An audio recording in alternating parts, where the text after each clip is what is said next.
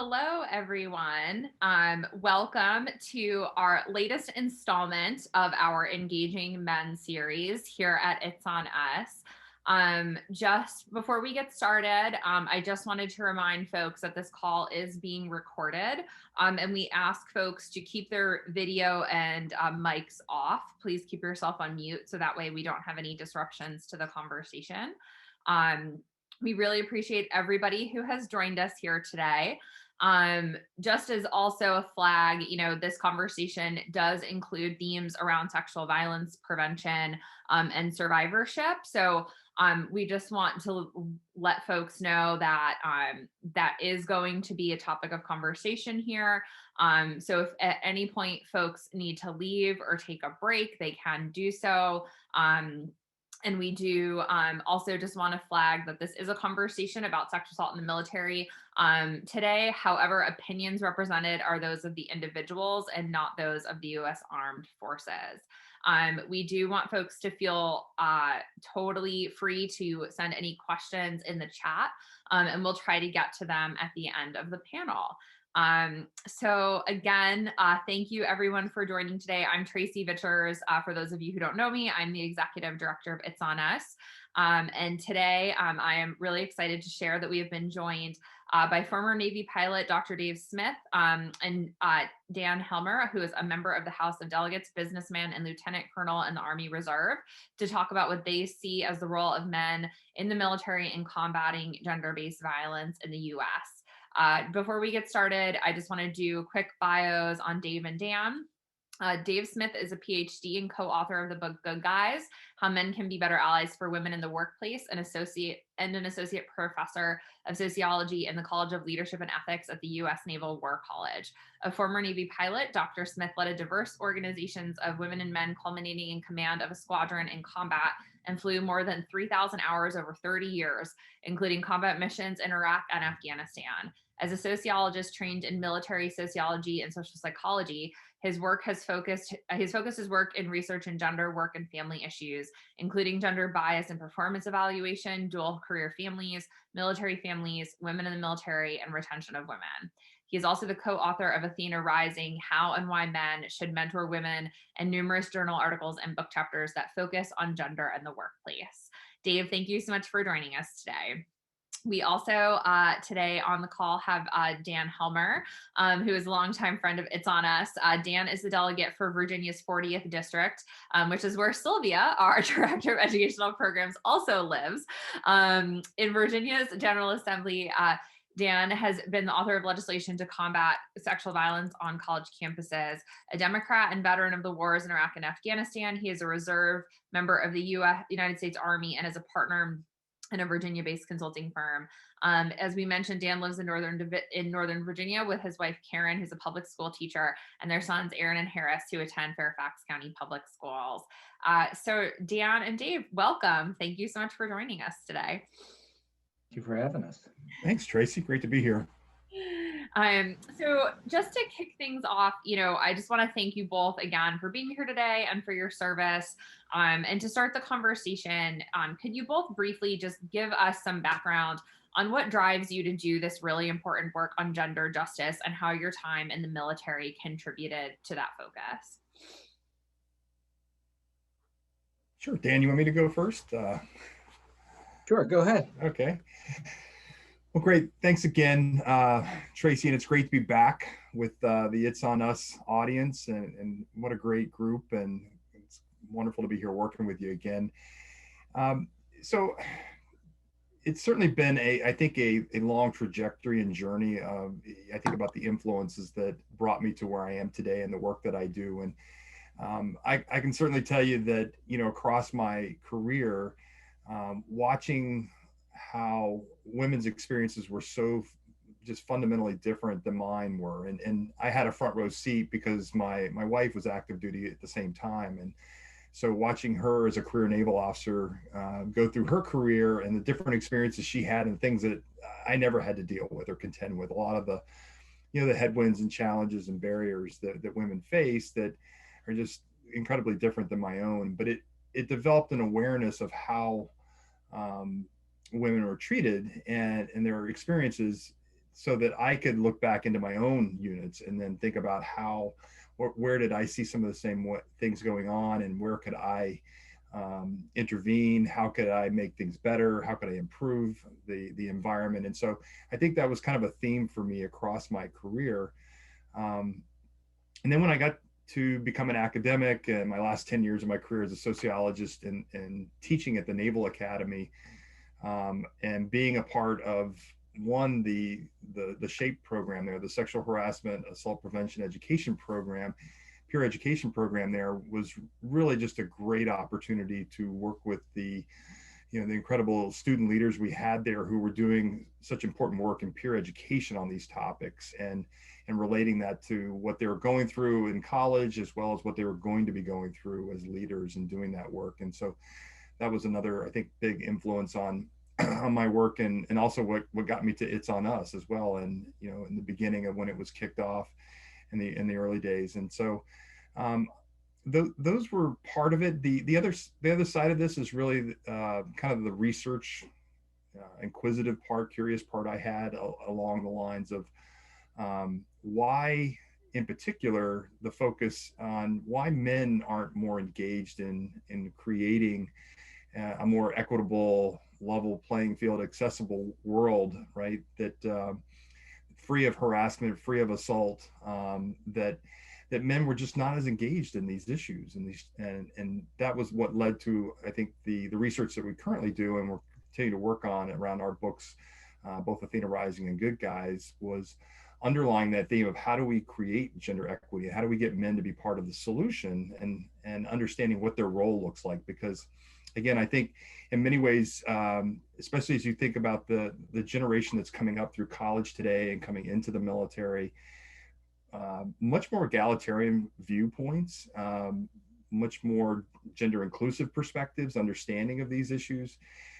Yet we still find that there's a gap between, hey, I believe these things, and I actually talk about them and espouse that I believe in them, and actually doing the work of intervening, of creating the change, of disrupting, of confronting, and creating the change in the workplace that needs to happen. And part of that is that some of the men tell us that, hey, I just not really sure what my role is, and I'm not sure what are the tools, what are the things they ought to be doing, these practical actions that I need to be doing out there. And so understanding it, what those look like, and how they can implement those, I think, is part of the solution to this, and what drives a lot of our work as well. But with that, let me turn it over to Dan. Well, thank you so much, Dave. You're a hard act to follow. I'll say that for me, and I'll be relatively brief because I know we have a lot of questions. I mean, for me, my own awareness of issues of gender inequity in the military really started as a freshman at West Point, what they call your plebe year.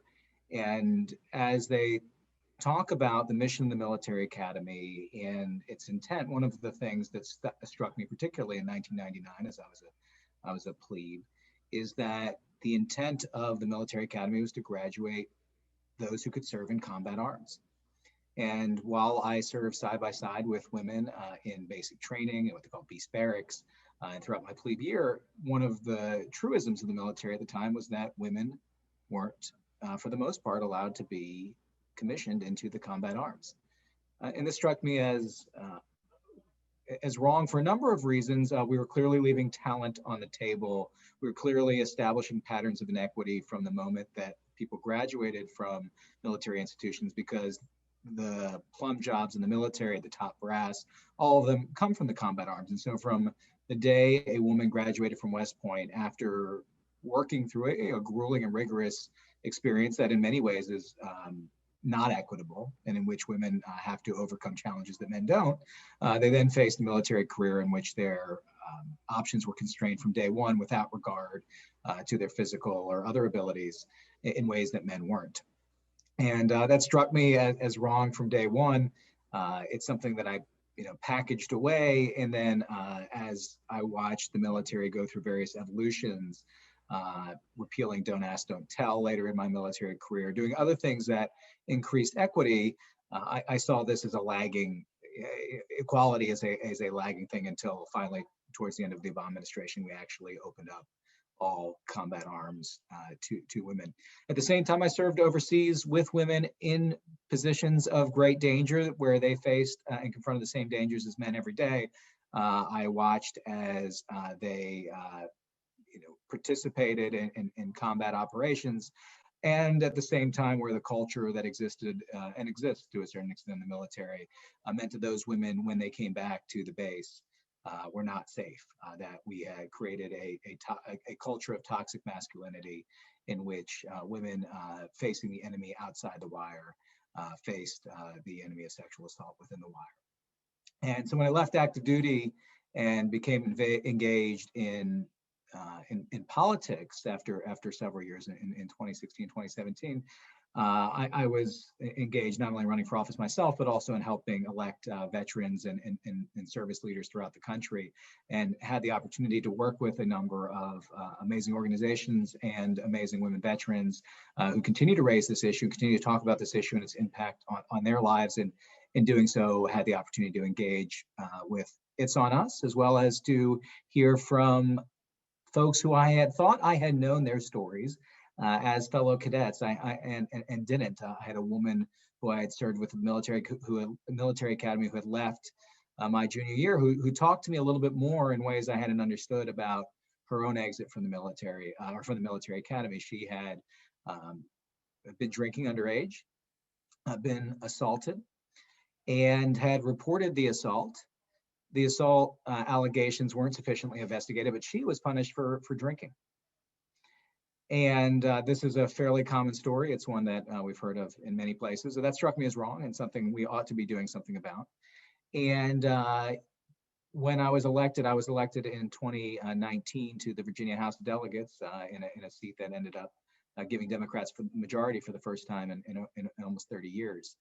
And shortly after my election, with this story already in my mind, a woman who had been a graduate student at a Virginia school approached me and said she had been assaulted off campus while she was a student, and by another student, had reported the incident, and her experience had not gone well.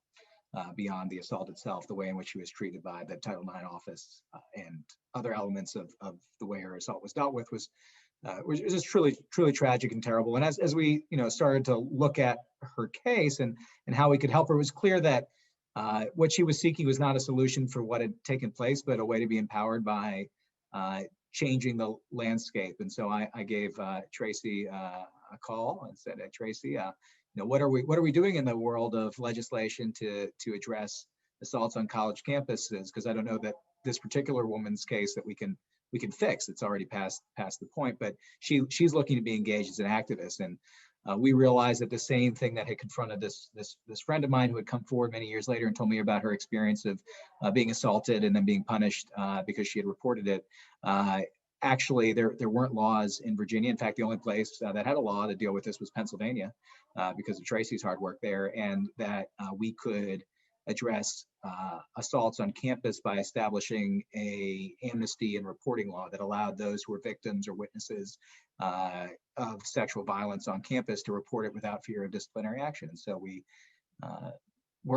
drafted a piece of legislation and we passed it. And the woman who had come forward about her own experience talked about how deeply empowering this had been to her to be part of this process. And so it's kept me engaged in this, and really looking forward to this conversation today. Thanks so much, Dan and Dave.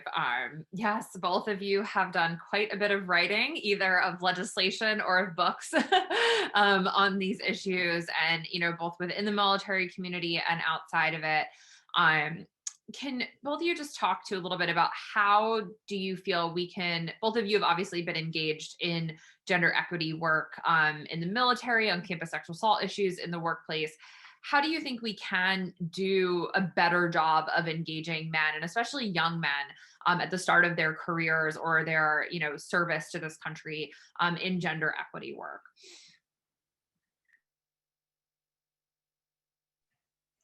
Let me go first, Dave, this time.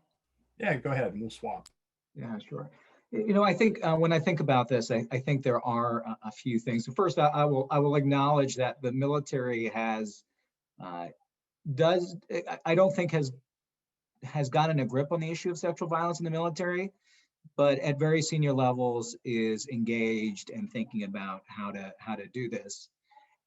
And yet in the military, oftentimes training comes down to what you put on a PowerPoint slide or a public service video. And what's really needed is culture change. And culture change, I think, starts with one, thinking through how we can replace issues of need. You know, we want, for instance, soldiers to be aggressive when they're in combat. It's part of the role of being a soldier. We want them to take the objective, and we want them to be take risks because we need them to.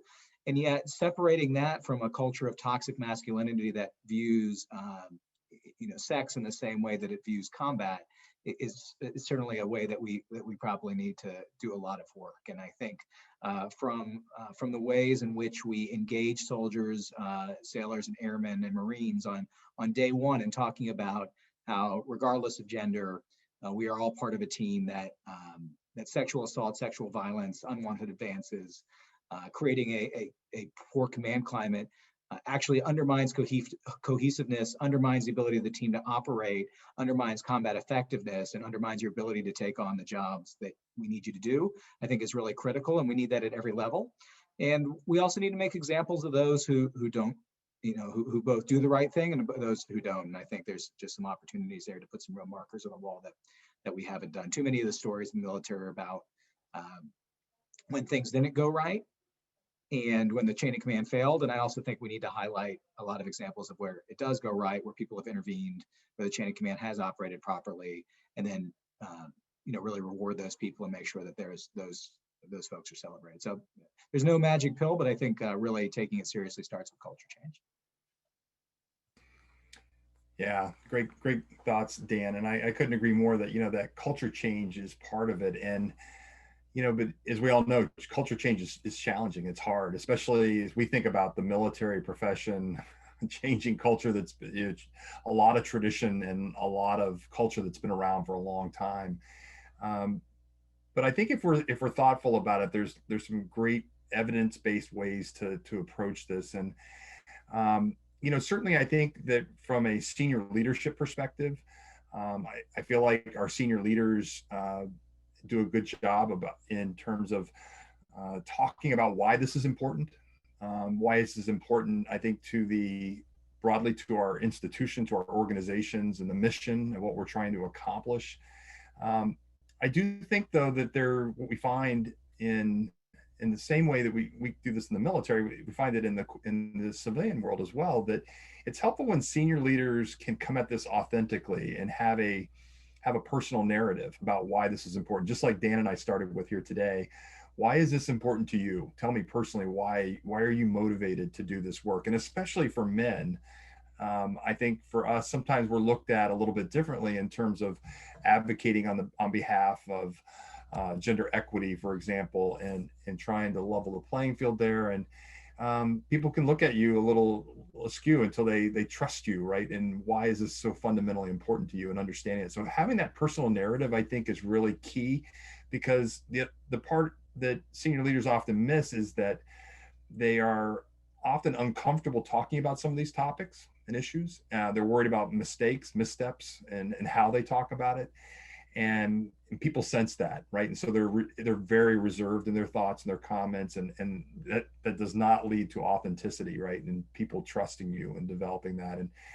But once I think you can get comfortable with that personal narrative and then connect it to the mission, to the business of what we do in the military, that's a winning strategy. And that's been proven over and over again, that when senior leadership can talk about this in a way that's not, it's not just checking a block. It's not CYA, right? That, oh yeah, this is important, you should do this, or you shouldn't do that.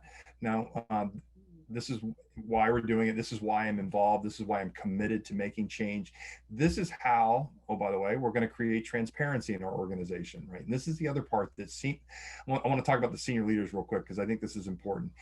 Transparency in the organization about why we're doing this and why it's important to us in the business of what we do is fundamental to it. And being transparent about it in terms of the metrics, the goals that we have, and how we're progressing. Because, frankly, I don't think we're all that good sometimes about advertising what we're trying to do and then how well we're doing at it, because often it's not as good as we want to be doing, but that's okay. In the sense that we can be transparent about how we're progressing at it. And then if we're not making it there, okay, well, here's what we're going to do. We're going to adjust fire now. And now we're going to change things up to help us get better at it, right? Because maybe that's something we tried didn't work as well, and that's okay. In this world of this work around eliminating sexual harassment and assault, there's not a lot of surefire ways to solve all of this. We're all kind of learning along the way, and experimenting and trying these things and being transparent about what works is really important out there. The last part of this is accountability, and I think leaders have to begin holding each other accountable for this, and we've got to hold them accountable as well, and being held accountable for advocating for those policies and programs that are, again, helping our people, I think, again, is something that's critical. And often for men, this is not easy, right? For me to advocate for these policies related to maybe around sexual harassment or sexual assault or gender equity out there, because people look at that and go, well, yeah, but you're a dude. Why are you talking about these things? And so it's just not an obvious connection always.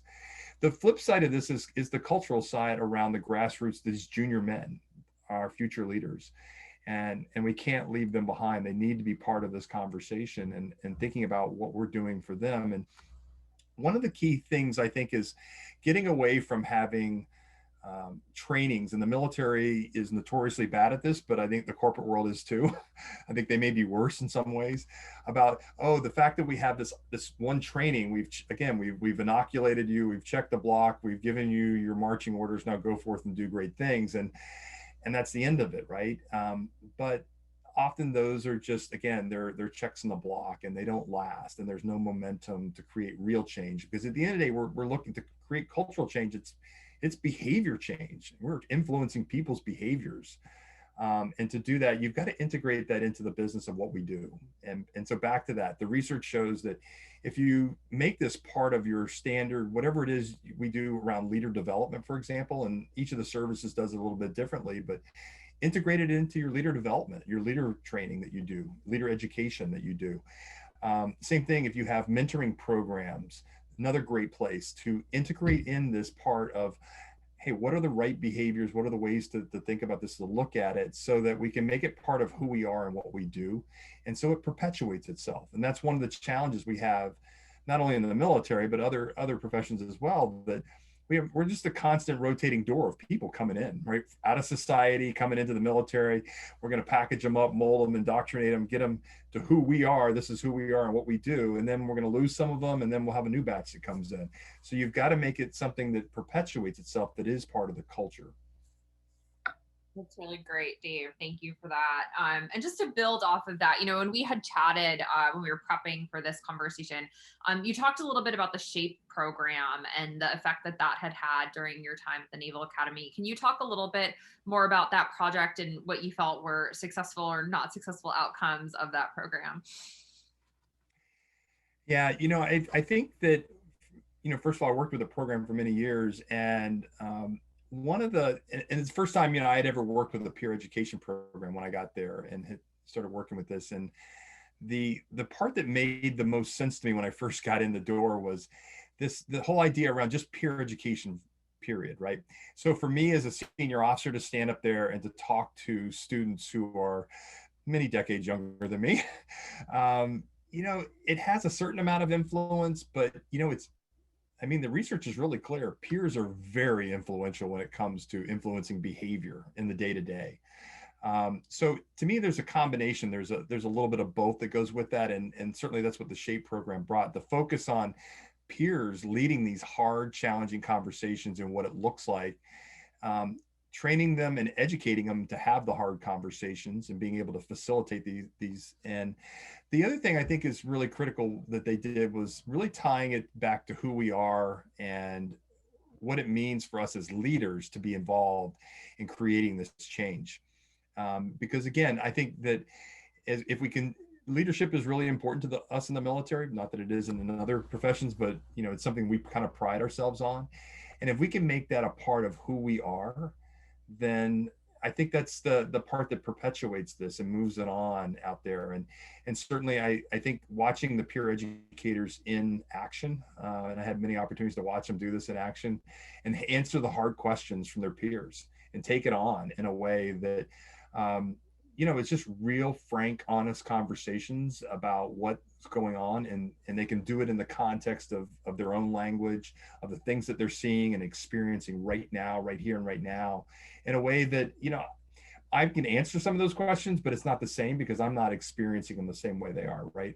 Being older, having come from a different generation, I've got different experiences with that. And so my perspective may not be quite as influential in shifting and changing the behavior in that way. Helpful for me to talk about it for their future in terms of where they're going to be as future leaders and what it looks like when after they've graduated. And always, I think, important to make that connection. But certainly the peer education in the world that they're working in now, I think, is critical. Thank you for that, Dave. Dan, did you want to weigh in? No, I mean, the only thing I'll say is, I agree with Dave that the SHAPE program has been a meaningful step forward on sexual harassment and sexual violence prevention, and certainly getting peers engaged in peer motivation. Ultimately at its core, the military has a significant challenge as we think about how it deals with sexual violence, in that it has continued to insist that we keep the prosecution of acts of sexual violence within the same chain of command in which they occurred. And for years, Senator Gillibrand and others have been trying to change the Uniform Code of Military Justice so that we can remove some of the strange incentives that come from dealing with command climate and sexual violence within the same chain of command that's there. And so I think the program is a meaningful step forward. I think the most meaningful and important step the military needs to take and has not taken is really the full removal of the investigation and prosecution of sexual misconduct from the chain of command. And even, I don't know, for those who saw a week or two ago the really terrible video of that Marine who's essentially believed that her chain of command had wronged her in terms of how they dealt with a complaint of sexual violence, and we're going to continue to see those issues until such time as the military makes real change there. And for all the progress we've talked about today, and I do think there's been real progress, it is an outstanding issue that I'm hoping gets dealt with in this administration for sure. Absolutely, Dan. And I think we will, see some changes. Just last week, they announced Lynn Rosenthal is heading up a commission on military sexual assault. Lynn, for those who don't know, was previously the first ever senior advisor appointed to the White House under the Obama-Biden administration to focus on combating issues related to gender-based violence. And Lynn was one of the founding White House staff who helped create It's On Us. So we are very excited to see Lynn in that role and to see her steering that with the Pentagon and DOD. Something that was, we were talking, through the SHAPE program, you were talking about culture change and peer accountability. And something that came up last week when we spoke with our It's On Us Military Academy recent grads, that came up. We talked a little bit about bystander intervention, and we also talked, and one of the things that came up through that conversation that we found really interesting is that the young men who joined us said that, during basic training as well as throughout a military career, you're really taught to lean into moments of fear, and that you need to sort of be conditioned to lean into moments of fear because you are literally going into combat in some cases, which is a very scary experience for anyone.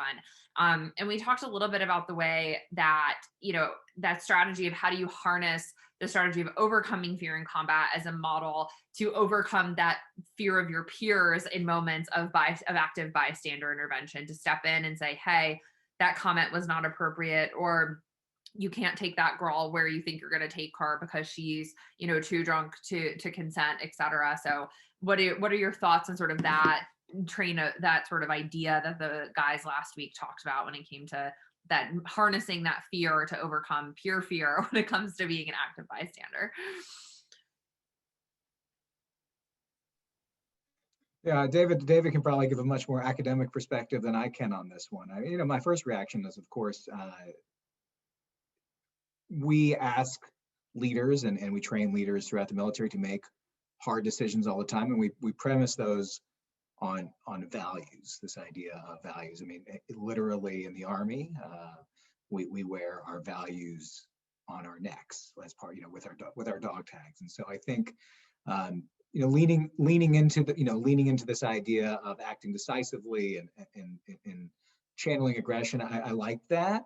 But even more, I think talking about the value-based decisions that we ask leaders to make every day at every level of the military to distinguish between civilian and combatant, to distinguish between wrong and right on the battlefield. And I think by that same token, we seek things like individual prerogative and individual valor at the same time that we ask people to operate as a team. And so, witnessing a person on your team doing something wrong or about to do something wrong and asking yourself, do I intervene, is one of these times where you have this tension between what you might feel is like the right thing for the team at the moment versus like this idea of individual requirement, individual behavior, individual value that you have to take into account. It's always a tension in the military. And I think really leaning in on what is the right thing and really coaching that, in this case, the right thing for your buddy, for the individual who might be assaulted, for your team, is to intervene. And if you fail to intervene but learned of something, to report. And why that's so important, for me, even more than this idea of like individual courage, individual bravery, I think this idea of values is the thing I would lean into. But I'm sure that David will have a much more academic perspective as to whether that's right or not. Yeah, this is and Dan, I think you're right on there, that these are challenging things, and the values-based perspective is really useful.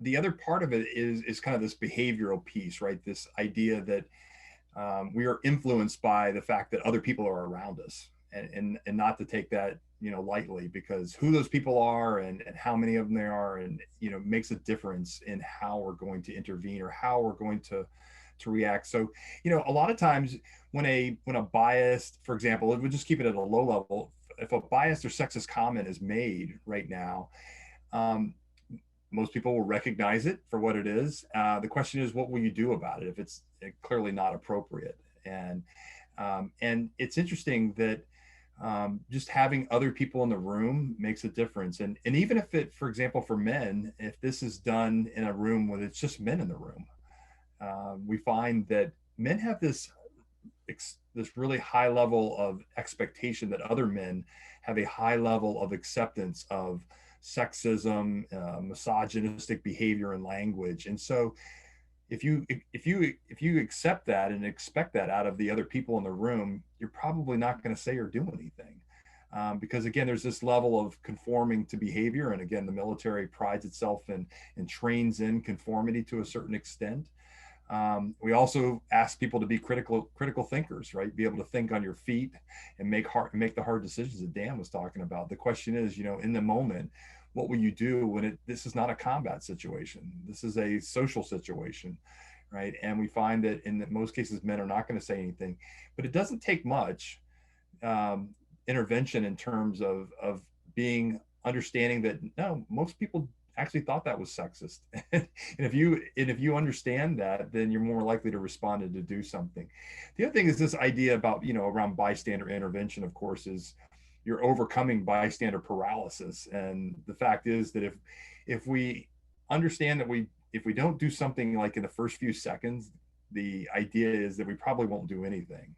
It's probably we're just going to sit there. And at that point, it's just harder and harder to take action.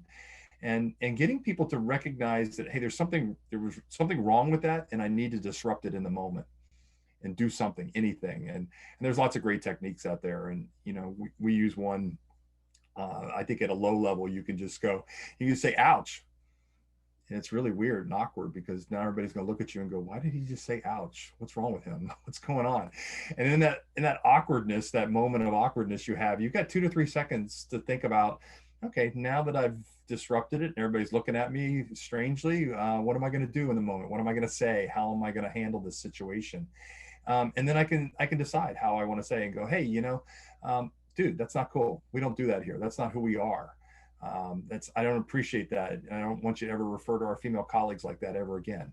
But we can think about how we want to disrupt in the moment. And there's other times where, there's situations where we might want to think about, hey, how do I want to handle this right here and now? Or is this something that I want to pull somebody aside later and go, when you said that, here's what was going on. Here's why everybody in the room is kind of looking at you strange, and kind of working on at that level. So there's a whole, I think of it, kind of like the continuum of harm. We can think about this as there's a continuum of responses. And when it gets more serious, obviously, as we start getting into the blatant harassment or blatant, obviously, something that might lead to assault, well, clearly there's an intervention there where you've got to overcome some of that fear with your own moral courage and recognize it in the moment. But recognizing it, I think, for what it is and what you're having to overcome, I think is part of the challenge there.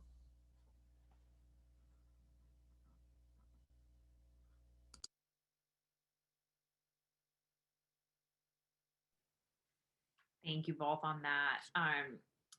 Something that we had also talked about in the prep call, as we were thinking through, some of the various challenges, was that, a few years ago, we saw this increased awareness through the Me Too movement of the relevance of sexual assault and harassment, whether that's in the workplace, in the military, on college campuses.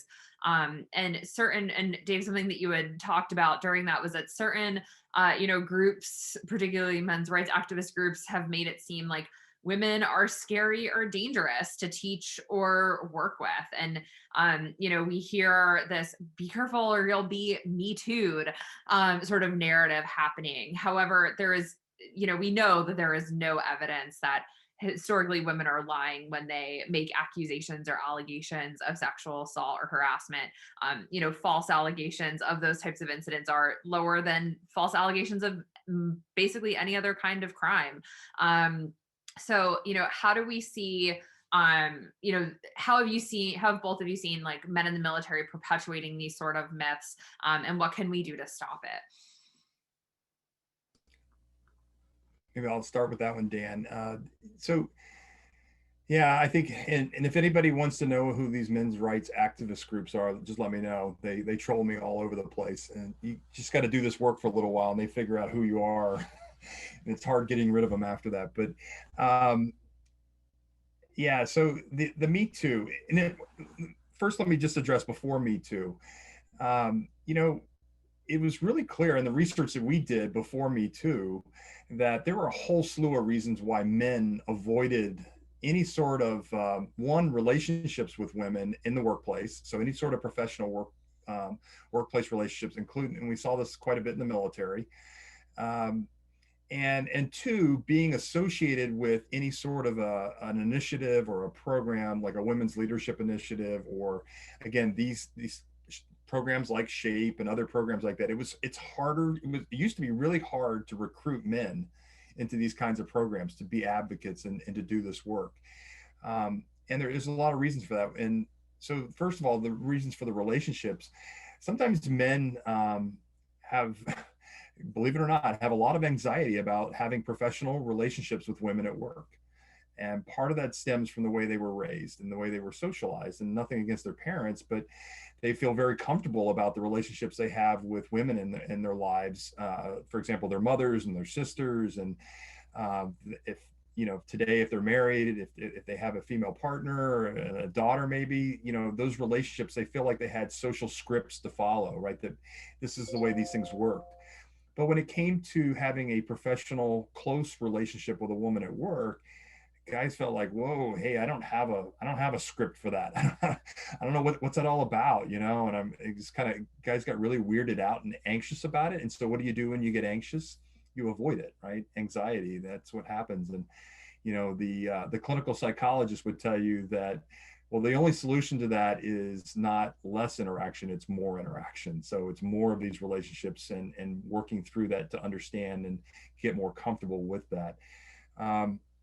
So there was already a lot of this, and the perception piece was already alive and well. The perception that, oh, if I start spending a lot of time, for example, mentoring a junior woman at work, gosh, people are going to start talking. They're going to start talking about what might be happening or going on there. And there was concern about that as well. And then Me Too comes along, right? In 2017, widespread. And certainly, there were lots of the research is pretty clear on this too. The surveys that were out there, McKinsey and Lena and Bloomberg and others out there, that men were even more anxious about this and more likely to avoid any sort of professional relationships, including mentoring, um, being seen with women, going out to coffee, lunch, whatever the case might have been, right? Much less likely to interact with them. And it's kind of interesting, if you think about that, that's actually, when it comes to professional development and a leadership perspective, that's discrimination, plain and simple. That if you're providing access to men and not to women for professional developmental resources, that's discrimination in and of itself. And so that was one of the challenges. But the thing that was perpetuating it, we found, was these conversations that men were having when they were in spaces where there was really only men there. And there was a lot of these false narratives going around that suddenly, women were scary or dangerous to be with, right? Don't be seen with her because you'll get me too'd, as you said before. And gosh, I can't have a conversation with a woman in the office without having, the door's got to be open in that case. And that's fine. If you want to have the door open with her, that's great. But when you're talking to guys in there, you better have the door open for them too, right? What works for one works for the other. And certainly these narratives around false accusations, as you said, there is zero evidence to support the false accusations when it comes to sexual harassment. There is none out there. The sexual assault, yep, there is a little bit of that. It's really low numbers. And as you said before, for both sexual harassment and sexual assault, the most underreported crimes out there. So we already have an issue with reporting, and now you want to talk about these minuscule numbers. So there really isn't any evidence out there. And so one of the conversations we have with guys is like, hey, let's remember what Me Too was all about. It's about women asking to be able to come to work and not be harassed or assaulted. I mean, it's a super low bar for us dudes out there, right? I think we can do a lot better than that. We're better, and we can certainly achieve higher goals. And so we need to push back on that and own that conversation. Take charge of it. It's interesting when you ask a guy about the false accusation piece in particular. You go, "Oh, really? Tell me about that. When did that happen to you?" "Oh, well, it wasn't me, but I know a guy." And then the story goes downhill from there, right? It's the second, third hand, and nobody knows who the heck it was and can't validate any of it. It's like, wait a minute. And it's not that, yes, there probably are some sexual harassment, false accusations that go on out there, but they're so small in number, right? That it's really not even worth talking about. Let's start by not gaslighting women and believing them and validating their experiences. And then we can go from there.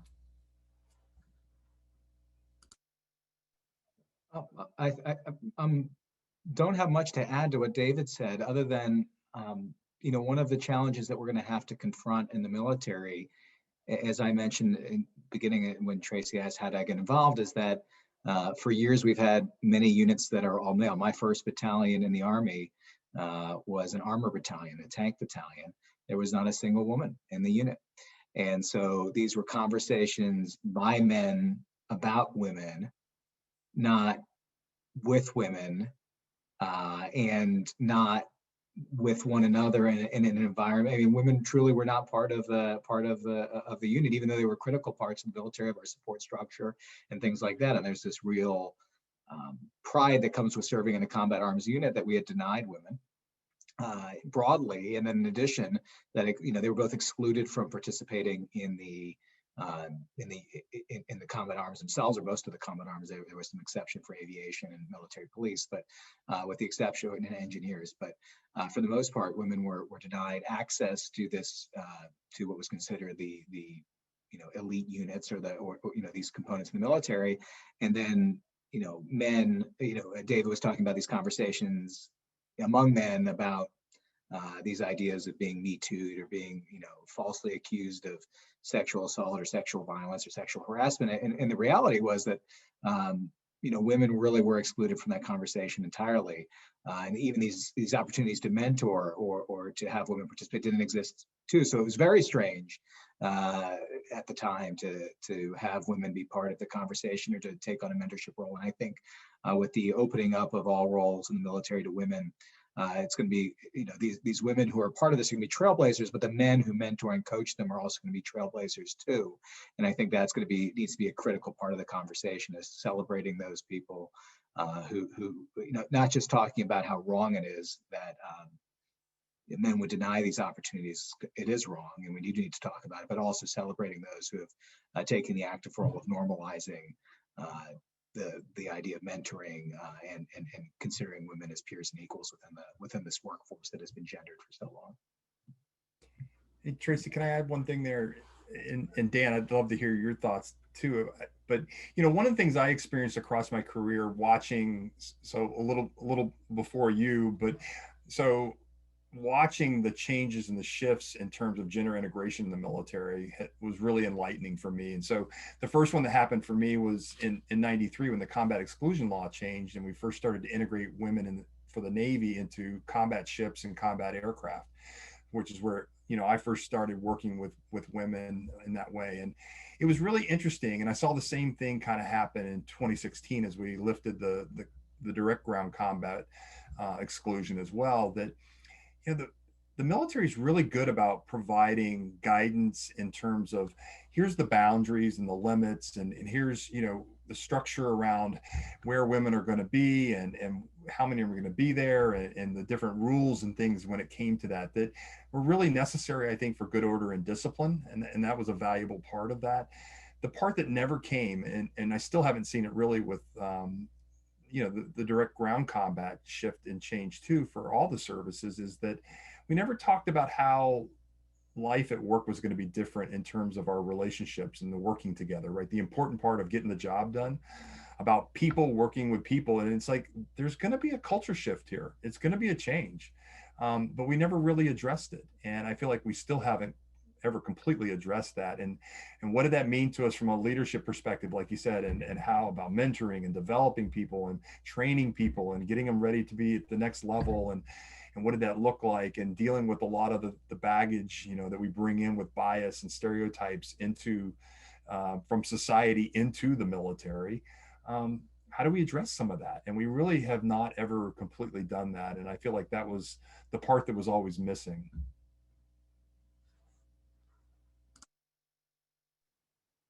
Thank you both so much for that.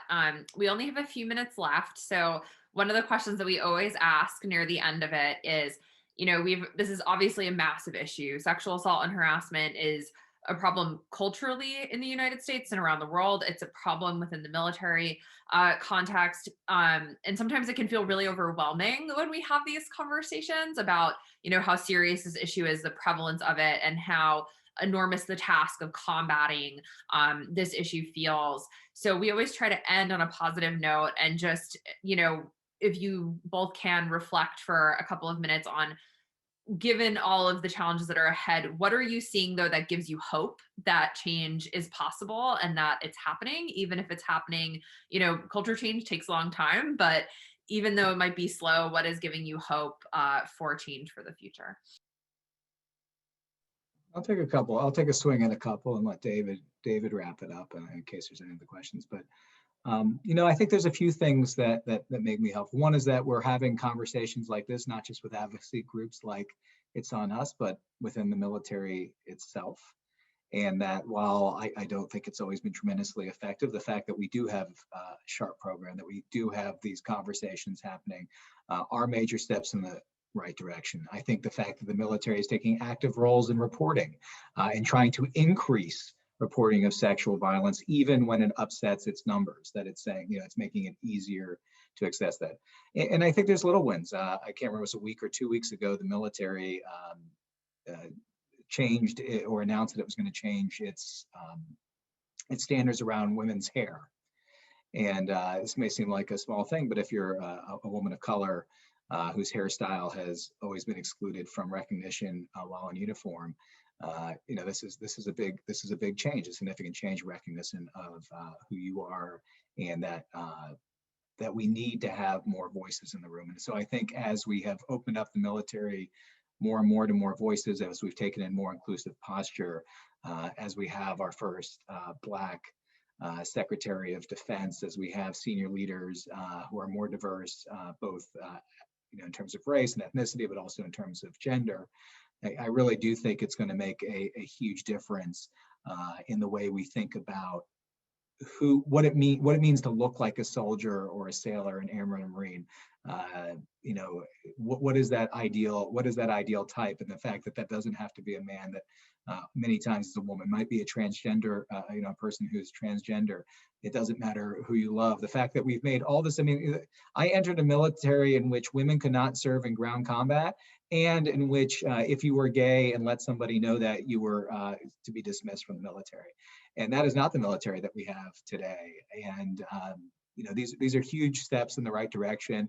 There's a lot of work still to be done, but in terms of combating sexual violence, sexual harassment, and sexual assault, I think that these steps we've made to diversify who participates, who's the leader, and the voices that are heard at the most senior levels of the military are going to go a long way to creating a more inclusive culture. And I do hope that these transparent conversations that the military is capable of having in a way that few civilian workforces are, you know, traditionally the military has been at the forefront of everything from integration, you know, racial integration, to the elevation of voices. And I think the military has a real role to play in thinking about how we reconstruct gender and gender equity in the mid 21st century. And so, you know, I'm excited that this is a conversation we're having. I know, you know, it's really easy to focus on what's left to be done.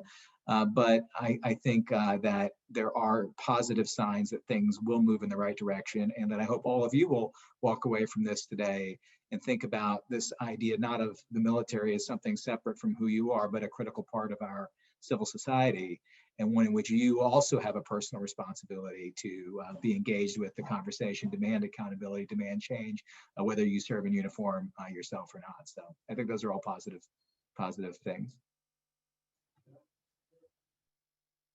Yeah, I love all of those, Dan. Real quick, can I answer the question Linda has here? So the acronym actually was GURL. So it stood for General Unrestricted Line. And prior to the Combat Exclusion Law change in 1993, the vast majority, about 80% of the opportunities for women to serve in the Navy were what they called the General Unrestricted Line, and they were fleet support type units. I know that because that was what my wife was commissioned into when she was commissioned in 1987. And then she had to shift and change out of that designator come 1993 when that changed. And so she did that. But that's why you're right. And the question is, girl, was that something that was done explicitly or not? I don't know, but it stood for General Unrestricted Line and was something that had been around for quite a while and pre-existed women by the serving just by chance.